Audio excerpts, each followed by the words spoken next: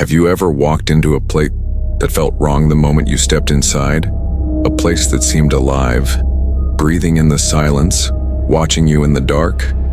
This is the story of the house on Hollow Hill, and once you hear it, you will never look at an old abandoned house the same way again. It was autumn, the air heavy with the chill of October. A thick fog clung to the ground, twisting around the trees like pale fingers. The house stood at the top of the hill, black and broken against the gray sky. For decades, no one had lived there. The townspeople whispered about it, about the screams, the vanishing children, the lights in the windows when the house should have been empty. Some said it was cursed. Others said it was waiting. But that night, the family arrived. The Millers, John Miller, his wife Sarah, and their two children, Emily and Daniel. They had bought the house cheaply, too cheaply.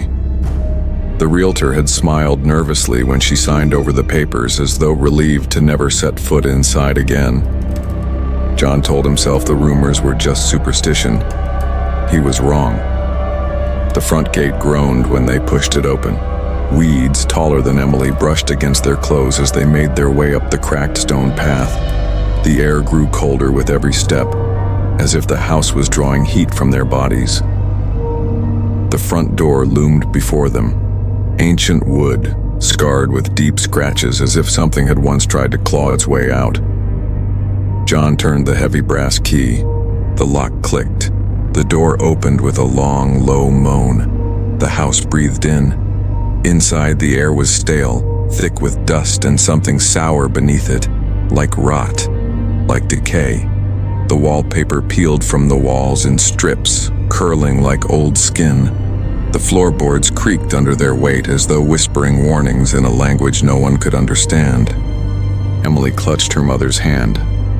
"Mom," she whispered, "it doesn't like us." Sarah hushed her quickly, though her own skin was prickling with goose flesh. "Don't be silly, it's just an old house." But her eyes kept darting to the dark corners, to the places where the light from their lanterns didn't reach. The family moved from room to room, their footsteps echoing in the hollow silence. A grand staircase rose in the center, its banister carved with strange shapes, faces twisted in agony, eyes that seemed to follow them. John tried to laugh it off. Old Gothic style. They don't make houses like this anymore. But his voice cracked, betraying the unease already creeping in. Daniel, only 9, wandered toward the base of the stairs. He froze. "Daddy," he said softly, "there's someone upstairs." The others turned. For a moment, just a moment, they all saw it too. A figure, standing at the top of the staircase. A woman, dressed in black, her face hidden beneath a veil. And then she was gone. John blinked rapidly, shaking his head. "It's dust, just shadows. Come on, let's get unpacked." But none of them believed it. That night, after they had settled into the smallest rooms upstairs, too afraid of the larger ones with their cracked mirrors and rotting beds, they lay in silence. The house groaned around them as though shifting, stretching, waking from a long sleep. And then, faintly, they heard it. A knock. Slow. Deliberate. Coming from inside the walls. Sarah held her children close, her eyes wide in the dark. "John," she whispered, "tell me that was the pipes. Tell me it's just the pipes." But John had no answer, because deep in his heart, he already knew. The house was alive, and it had been waiting for them. The next morning, the Miller family tried to pretend everything was normal. The sun rose pale and gray behind the thick clouds, casting long shadows over the house. Sarah made breakfast in the dusty kitchen, brushing cobwebs from the shelves. John walked through the halls, trying to imagine repairs, trying to see the beauty beneath the rot. But Emily sat quietly by the window, staring at the garden. "There's a woman in the yard," she whispered when her mother asked what she was doing. "A woman?" Sarah glanced outside. The yard was empty, weeds swaying in the morning breeze. "There's nobody there, sweetheart." But Emily's face went pale. She was standing in the fog. She waved at me. Sarah said nothing more, but her hands shook as she buttered the bread. That afternoon, while John hammered loose boards on the porch, Daniel wandered into the parlor. A massive mirror leaned against the wall, covered by a dusty sheet. He tugged the sheet down. The glass shimmered darkly, warped, as though the reflection itself was struggling to escape. Daniel leaned closer. At first he saw himself, his small figure, wide eyes, messy hair, but then the reflection smiled. Daniel didn't. The boy in the glass tilted his head slowly, his grin stretching wider and wider until it split unnaturally across his face. Daniel stumbled back, tripping on the rug. When he looked again, the reflection was normal. Just a frightened boy staring back. "Mom!" Daniel cried, running upstairs. When Sarah came down, the mirror was covered again as though it had never been touched. That night, the family gathered in the sitting room. The wind howled outside, rattling the cracked shutters. John tried to make conversation, but the words felt hollow in the heavy air. And then Emily gasped, her eyes fixed on the doorway. "There's someone in the hall," she whispered. The others turned. The hall was dark but not empty. At the very edge of the lantern light, a shape stood, tall, thin, its head bent at an odd angle. It did not move. It only watched. John leapt to his feet, rushing toward the hall. But as he reached the doorway, the shape melted into the shadows, gone without a sound. The silence that followed was worse than the sight itself. They could hear their own breathing, the ticking of a broken clock, the groan of the old floorboards above them. "Maybe it's squatters," John said finally, his voice unsteady. The place was abandoned. Someone might have been living here. But Sarah shook her head. "No," she whispered. "That wasn't human." That night the knocks came again, louder, faster, from the walls, from the ceiling, from the floor beneath their beds. Emily clutched her blanket and began to pray. And then, as the clock struck midnight, they all heard it. A whisper, long, low, and chilling. It slithered through the rooms like smoke. "Get out!" Sarah screamed. John rushed to the hall with a lantern. But the only thing waiting for him was darkness. The house had spoken, and it wasn't finished. By the third night, the Millers were breaking. Sarah's face was pale, her eyes ringed with exhaustion. Emily refused to sleep, too afraid of the whispers in the walls. Daniel clung to his father, begging him to leave. But John was stubborn. He had spent their savings on this house. He refused to believe it was cursed. So when he found the old study, hidden behind a warped door, he convinced himself it was just history, just stories. The study smelled of mold and old wood. The shelves sagged with books, their spines cracked and brittle. On the desk lay a journal, its pages yellowed, stained with something dark. John opened it.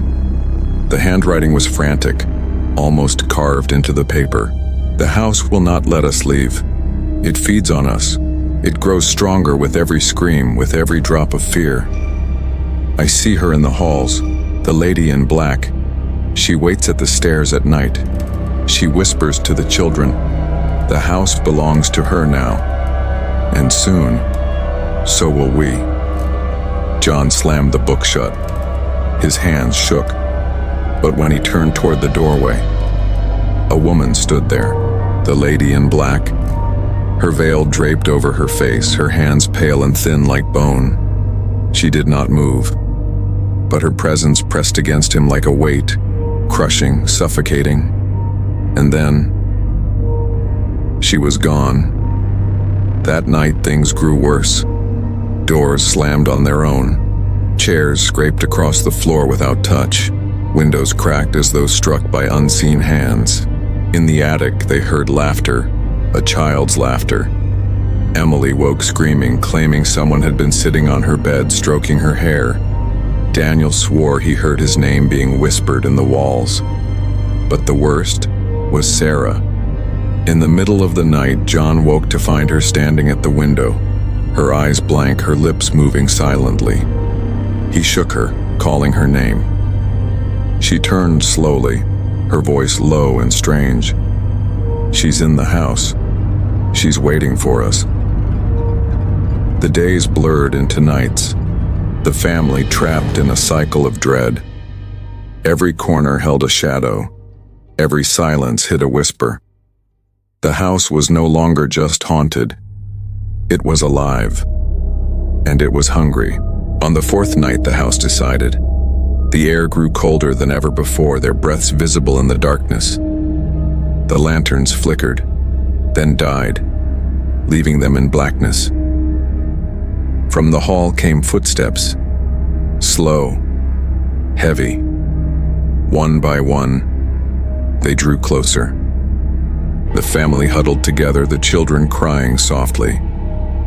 The footsteps stopped outside the sitting room. The door creaked open. The lady in black entered. This time she did not vanish. She drifted across the floor, her veil trailing like smoke. She raised one hand, bony and pale, and pointed at the children. Sarah screamed, throwing herself in front of them. "Leave us alone," she cried. The woman tilted her head, and then the walls began to bleed. Dark streaks oozed down the peeling wallpaper. The floorboards trembled, splitting with sharp cracks. The house moaned, alive with fury. The lantern flared back to life for just a moment, and they saw them. Figures in every corner. Men, women, children. Their eyes hollow, their mouths open in silent screams. The souls of the house. The lady in black reached for Sarah.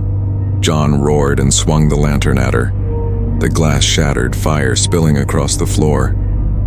For the first time, the woman recoiled, shrieking. The flames spread quickly, devouring the rotten wood. Smoke filled the air. John grabbed his children, dragging them toward the door. But as they ran, Sarah stumbled. "Go!" she screamed, coughing in the smoke. "Take them and go!" John hesitated, his heart tearing in two. But the fire roared louder, the walls collapsing. He had no choice.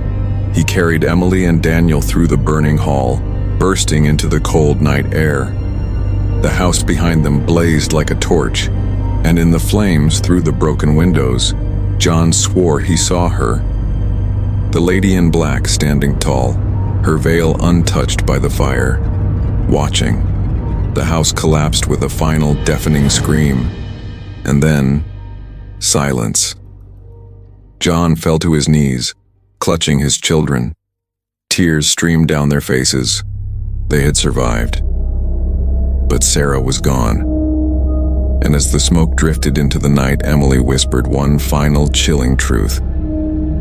"She's not gone, Daddy. She's coming with us." Some houses don't just hold memories. Some houses don't just keep secrets. Some houses are alive. And when you step inside them, you are no longer a guest. You are prey. The house on Hollow Hill still stands. The fire never truly destroyed it. And if you ever find yourself on that road on a foggy October night, don't go inside.